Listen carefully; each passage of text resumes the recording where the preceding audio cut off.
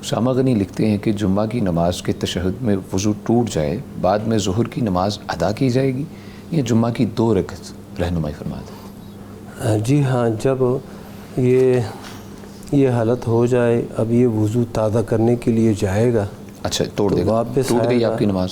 ہاں جی جی جب نہیں، نماز تو ٹوٹ گئی نا آٹومیٹکلی۔ ہاں، جب بے وضو ہو گیا ہے تو نماز تو ختم ہو گئی ہے۔ اب یہ جائے گا، وضو کرے گا، وضو کرنے کے بعد جب یہ آئے گا تو آخری قاعدے میں اگر امام کو پا بھی لیا ہے تو اب یہ مکمل 4 رکعتیں پڑھے گا۔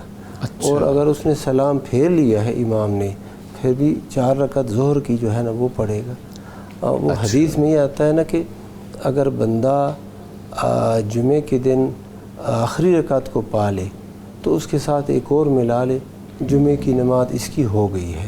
لیکن اگر وہ 1 رکعت بھی نہ پا لے، بعد میں سجدے میں مل جاتا ہے، تشہد میں مل جاتا ہے، سلام سے پہلے کسی مرحلے میں مل جاتا ہے، اب یہ پوری 4 رکعت ظہر کی پڑھے گا۔ اگر یہ مقیم ہے، مسافر ہے تو وہ الگ صورت ہے۔